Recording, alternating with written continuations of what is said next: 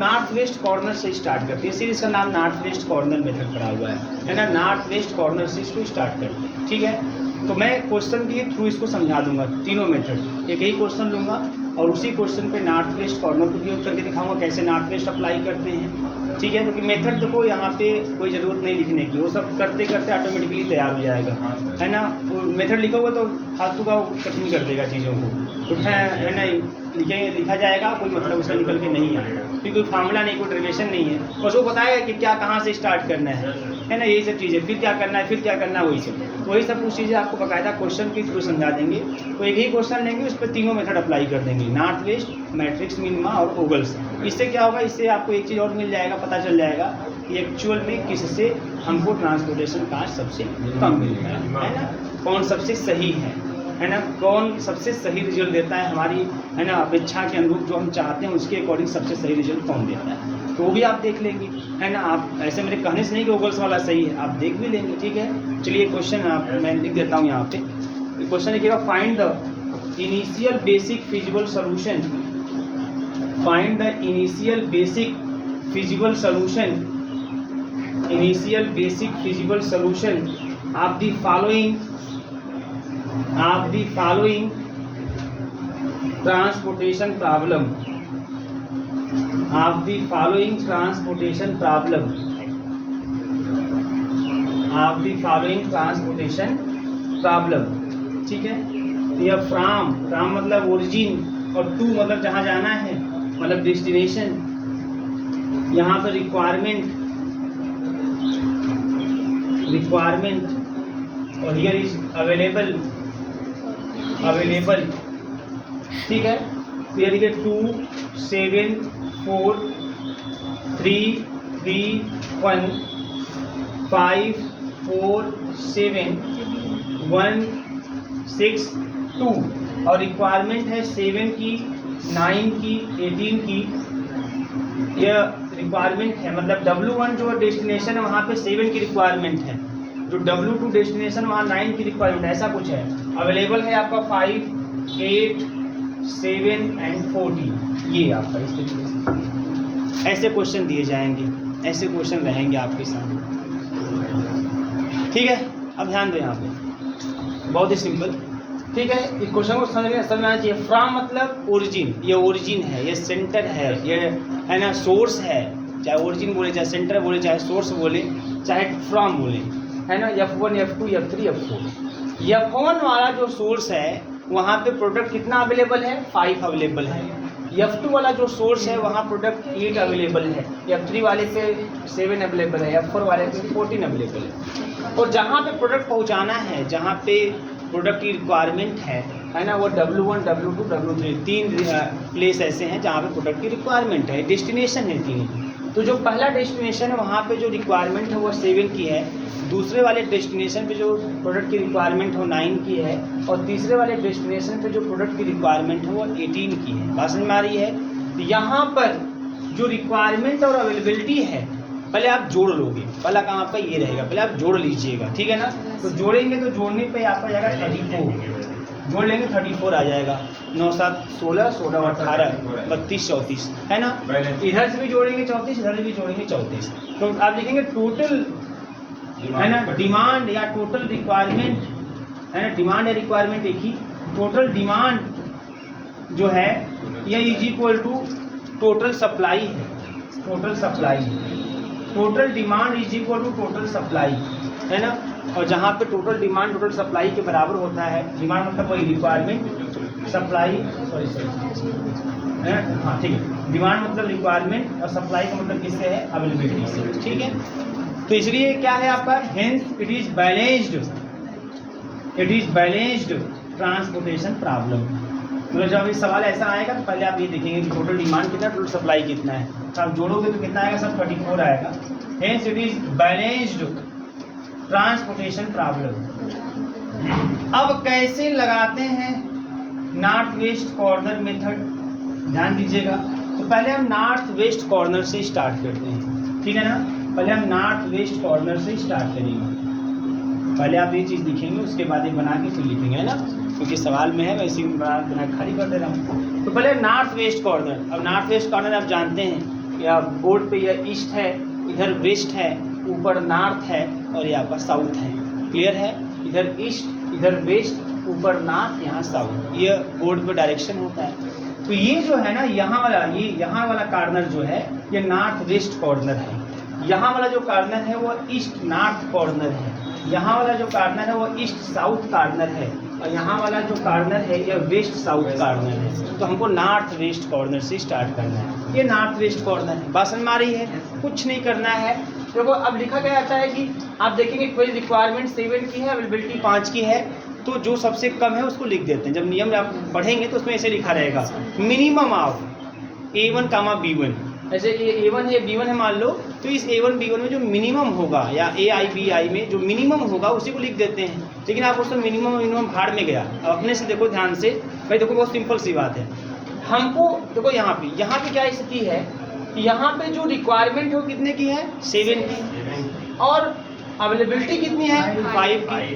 तो भैया हम 5 ही ना वहाँ पे ले सकते हैं। जैसे हम 7, हमको रिक्वायरमेंट 7 की है ना, और हम कहीं सोर्स कहीं ओरिजिन पे लेने गए, वहाँ पे लेने के लिए वहाँ 5 है तो 5 ना लोगे कि 7 ले लोगे उससे? उसके बाद तो 5 है तो 5 ही लोगे। तो इसलिए है ना आप यहाँ 5 भर दोगे, अपने से लगाना हो तो मिनिमम भाड़ने का उससे मतलब नहीं। तो 5 इसने दे दिया तो कहानी खत्म इसकी। अब यहाँ कुछ नहीं बचा, हम 5 ले लिए इस ओरिजिन, लेकिन अभी भी इसकी रिक्वायरमेंट 2 की रह गई, इसकी रिक्वायरमेंट 2 की रह गई। तो पहले इसकी रिक्वायरमेंट पूरा करते हैं, आते हैं फिर नीचे की तरफ। क्लियर है? नीचे की तरफ क्यों आएंगे? क्योंकि इसको खत्म करना है अभी। अरे भाई जब से हम 7 हमको चाहिए था, तो 7 चाहिए था तो हम पहले सोर्स के पास गए, वहाँ 5 मिल गया। अभी 5 पूरा हो गया तो फिर दूसरे सोर्स के पास जाओगे ना। नॉर्थ वेस्ट कॉर्नर यही बोलता है कि पहले आप सोर्स के पास जाइए और जितनी अवेलेबिलिटी है ना, जितना रिक्वायरमेंट उस सब ले लीजिए। तो 7 की रिक्वायरमेंट थी, 5 की अवेलेबिलिटी थी, 5 ले लिया हमने। लेकिन अभी भी 2 की रिक्वायरमेंट हमारे पास है। जो पहला डेस्टिनेशन अभी वहाँ 2 की रिक्वायरमेंट है, तो जब पहले सोर्स से काम होगा तब दूसरे पे जाएगा ना, वो तब दूसरे पे जाएगा। दूसरा वाला ये है ना, तो इधर जाएगा, इधर नहीं जाएगा। इधर जाएगा तो इसका मतलब पहला ही सोर्स हो गया आपका भी ना, इसमें ये पहला ही सोर्स हो गया। दूसरे सोर्स के पास जाना तो आपको इस लाइन में जानी है। बात समझ में आ रही है? ऐसे, इसलिए आप नीचे की तरफ जाएंगे। अब यहाँ पे देखो, अब यहाँ पे 2 की रिक्वायरमेंट है और अवेलेबिलिटी 8 की है, तो ठीक है यहाँ से 2 ले लेते हैं। 2 हमको चाहिए, बस 2 लेते। जैसे ही 2 ले लेंगे है ना, इनका काम खत्म। मतलब पहले डेस्टिनेशन पे जितनी रिक्वायरमेंट थी वो पूरी हो गई, फुलफिल हो गई। लेकिन अभी भी दूसरे वाले सोर्स के पास 6 अवेलेबल है, अभी 6 अवेलेबल है। अब क्या करेंगे हम लोग? पहले का डेस्टिनेशन काम खत्म, तो दूसरे डेस्टिनेशन की तरफ चलते हैं। तो यहाँ आ जाएंगे, यहीं आएंगे, कंफर्म है ना? यहाँ आएंगे। क्यों? क्योंकि अभी भी दूसरे सोर्स के पास है, अभी दूसरे सोर्स के पास है। अगर दूसरे सोर्स के पास नहीं होता तो हम यहाँ आ जाते, सीधे यहाँ पे तीसरे सोर्स के पास आ जाते। लेकिन अभी दूसरे सोर्स के पास है, यहाँ आ गए। अब देखो हमको 9 दूसरे वाले डेस्टिनेशन पे हमें रिक्वायरमेंट है 9 की, और दूसरे वाले सोर्स से हमें 6 ही मिल सकता है। तो 6 उठा लो भैया, 6 उठा लो वहाँ से, है ना? ये खत्म, ये सोर्स के पास जितना मटेरियल था खत्म। लेकिन अभी भी इसकी रिक्वायरमेंट शेष रह गई, अभी भी इसकी रिक्वायरमेंट 3 की शेष रह गई। तो इसकी रिक्वायरमेंट पूरा करने के लिए हम जाते हैं यहाँ पे, है ना, तीसरे वाले पे आते हैं, नीचे आते हैं, ठीक है ना, इस तरीके से। अब यहाँ पे आएंगे तो आपको यहाँ 3 की रिक्वायरमेंट है, 7 अवेलेबल है, तो 3 तो भाई सब पूरा हो जाएगा, काम खत्म। 3 तो यहाँ से ले लेंगे, 4 बच जाएगा, इसका रिक्वायरमेंट पूरा हो गया। क्लियर है?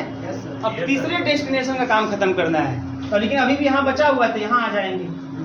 दिमाग में ऐसा कुछ ना हो कि ऐसे जाएंगे, ऐसे जाएंगे, ऐसे जाएंगे, ना ना ना, ऐसी कोई बात नहीं है। आपको बस देखना है पहले डेस्टिनेशन पे जो अवेलेबिलिटी है, सर जो रिक्वायरमेंट है पहले डेस्टिनेशन पर, उसको पहले सोर्स से पूरा कराएंगे। अगर हो गया तो ख़त्म, फिर दूसरे डेस्टिनेशन को उठाएंगे, दूसरे सोर्स के पास जाएंगे। नहीं हुआ तो फिर क्या करेंगे आप पहले ही रिक्वायरमेंट को पूरा करने के लिए फिर आप दूसरे सोर्स के पास जाएंगे। बात समझ में आ रही है ना? और जब पहले रिक्वायरमेंट की पूर्ति करने की बात है कि आप पहले कॉलम में बरकरार रहेंगे, और जब दूसरे रिक्वायरमेंट की पूर्ति करने की बात है कि आप दूसरे कॉलम में बरकरार रहेंगे अपने पोजीशन को। तीसरे रिक्वायरमेंट की पूर्ति करने की बात है तीसरे कॉलम में आप अपने आप को बरकरार रखेंगे, और जिस सोर्स से लेना है ना, उस वाले रो में आप अपने आप को बरकरार रखेंगे। बस यही बात है ना? तो कहाँ जाना है सब आपको देखते ही पता चल जाना चाहिए। इसमें समय नहीं लगता, अगर आपको प्रैक्टिस हो जाएगा तो मुश्किल से 5 सेकंड 10 सेकंड, है ना, उसके ऊपर नहीं लगेगा समय। अब देखो यहाँ पे आगे भैया 4 4 यहाँ से मिल सकता है, 4 उठा लेते हैं भैया, 4 यहाँ से मिल सकता है, लेकिन अभी भी 14 की रिक्वायरमेंट रह गई। कहाँ आएंगे, नीचे की तरफ, है ना। 14 की रिक्वायरमेंट है और यहाँ से 14 ही सप्लाई हो सकता है। बड़ा अच्छा भैया, कट गया सब खत्म, है ना। जितनी रिक्वायरमेंट, जितनी सप्लाई थी, सब बराबर हो गई, क्योंकि बैलेंस है, इसमें कोई समस्या ही नहीं हुई, बस हो गया। इस तरीके से होता है। अब टोटल ट्रांसपोर्टेशन कास्ट कितना आएगा इस मेथड से, ध्यान दीजिएगा। वो कैसे निकालेंगे, टोटल ट्रांसपोर्टेशन कास्ट। मैं एक्चुअली आपको बता दूं यहाँ पे, पहले इनिशियल बेसिक फिजिबल सोल्यूशन क्या है। What is the initial basic feasible solution? The initial basic feasible solution, ये क्या है, बहुत आसान है ना। देखो ये मालूम क्या है, ये वाला जो लिखा था 274, ये C11 है, यह C12 है, ये C13 है, यह C21 है, C22 है, C23, ऐसी कंटिन्यू। बात समझ आ रही है। और यहाँ पर हम बात करते हैं इनिशियल बेसिक फिजिबल सोल्यूशन। अब देखो ये पहला सोल्यूशन के रूप में मिला है, तो ये जो पहला मिला है इसको बोलेंगे X11 5, ठीक है ना। फिर यहाँ मिला है X21, ये X11 यहाँ मिलता तो X12 बोलते, यहाँ मिला तो X21, यह 2 मिला है। X22 6 मिला है, X32 3 मिला है, X33 4 मिला है ना। और X43 या 14 मिला है, यही मिला है। ये आपका initial basic feasible solution X11 X, हमारा समझ में आ रही है। और ये सब C11 C12 C13 ये सब दिया हुआ है। अब निकालेंगे transportation cost, the minimum transportation cost, transportation cost, है ना। तो मल्टीप्लाई आपने लिखा है summation i is equal to 1 to m summation j equal to 1 to n, है ना। Cij xij, तो उसी मल्टीप्लाई करना है ना। तो भाई देखो X11 5 था, तो 5 के साथ C11 को मल्टीप्लाई कर दीजिए, 5 into 2 क्लियर है, प्लस समेशन प्लस 2 into 3, फिर plus 6 into 3, plus 3 into 4, plus 4 into 7 और प्लस 14 into 2, मल्टीप्लाई करके बता दीजिएगा, मैं लिख दूंगा, ठीक है। कर लीजिए 102, ठीक है, कर लीजिए। रीडिंग करो, मैट्रिक्स मिनिमा मेथड और लिस्ट कॉस्ट मेथड, सेम ये जो हम 100 साल से अधिक वर्षों से करते चले आ रहे हैं इनका matrix minima or least cost method. लिख पा रहे हैं ना आप लोग?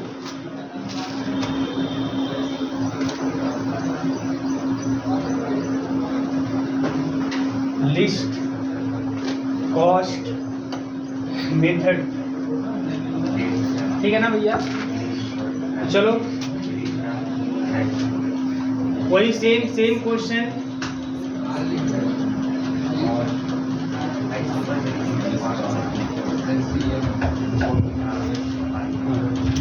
टू 7 4 3 3 1 5 4 7 1 6 2, रिक्वायरमेंट है 7 9 18 की, और अवेलेबल है वही सेम प्रॉब्लम 5 8 7 14, यह ठीक है ना। अब आइए लगाते हैं इसको मैट्रिक्स मिनिमा या लिस्ट कॉस्ट मेथड, नाम में सब कुछ है। मैट्रिक्स मिनिमा, अब ये जो एक तरह से मैट्रिक्स के फॉर्म का आपको दिख रहा है ना, 4 ठो रो 3 ठो कॉलम, इसमें जो सबसे मिनिमम है ना, जो कास्ट सबसे मिनिमम है उसी के पास पहुंचना है आपको, बात ध्यान समझिए। या आप उसको दूसरे तरीके से, जो अंदर यहाँ लिखा हुआ है सब कॉस्ट लिखे हुए हैं, सब क्या है, सब कास्ट। जो सबसे लिस्ट कॉस्ट है आपको वहाँ से स्टार्ट करना है, तो सबसे लिस्ट कास्ट। अच्छा, अब एक चीज़ और ध्यान दीजिएगा, जैसे कि हो सकता है कि लिस्ट कास्ट आपको 2 प्लेस पे दिख जाए, है ना, आप फ्री हो देंगे, आप कोई भी ले सकते हो, उसमें कोई कंफ्यूजन नहीं, है ना। तो चलो जहाँ से भी कहें, एक यहाँ देखो 1 सबसे लिस्ट जो है वो 1 ही दिख रहा है, तो बस जो कहिए आप वो 1 ले लेते हैं। चलो एक मैं 1 ले लेता हूँ, आप समझ लीजिए, दूसरा 1 आप लेके करिएगा अपने से, है ना, यानी कि ये उतार दीजिएगा। आप जब करिएगा, जब उतारिएगा क्वेश्चन को, तो आप ये वाला 1 लेके चालू करिएगा, है ना। अब यहाँ 1 आ गए ना। अब देखो ध्यान से, यहाँ पे जो अवेलेबिलिटी कितने की 8 की है और रिक्वायरमेंट कितने की है 18 की। 8 यहाँ से ले लेते हैं, बात समझ में आ रही है, और 10 यहाँ से बच जाएगा, और जैसे ही ऐसा होगा इसको ब्लॉक कर देंगे। Yes sir. क्लियर है ना, ये खत्म हो गया ना, इसको ब्लॉक कर देंगे। अब जितना बचा है ना, उसमें सबसे मिनिमम 1 है हमारा, है ना। 7 14 में 7 भर देंगे, 7 रिक्वायरमेंट 14 अवेलेबल, ये खत्म हुआ, अभी 7 अभी अवेलेबल है, अब ये काम खत्म, इसको ब्लॉक कर देंगे। बात समझ में आ रही है। अब उसके बाद अब जो बचा है ए और ये, तो 2 सबसे मिनिमम, 7 है ना आपकी अवेलेबल है, 7 अवेलेबल है और 10 की रिक्वायरमेंट है, 7 ले लीजिए पहले यहाँ से, 3 यहाँ से बच जाएगा, ये ब्लॉक। अब 4 7 कोई भी ले सकते हैं, मान लो यही 4 हमने ले लिया, 5 और 3 है, 3 यहाँ पे है ना, यहाँ फुलफिल कर दिया कि 2 की अवेलेबिलिटी रह जाएगी, यह ब्लॉक। अब 4 7 यहाँ देखो 4 है, बात समझ में आ रही है। 7 9 तो 7 कर दिया कैंसिल, यहाँ 2 बच गया, अब ये ब्लॉक। अब बचा है केवल 7, यहाँ 2 और यहाँ 2 कर दिया, ये कैंसिल, यही पूरा ब्लॉक। बात समझ में आ रही है कि नहीं आ रही है? समझना है, क्योंकि समझने के बाद ही कर पाएंगे, क्योंकि अब ऐसे उतार नहीं पाएंगे, ठीक है ना। तो जो इनिशियल बेसिक फिजिबल सॉल्यूशन होगा, बेसिक फिजिबल सॉल्यूशन होगा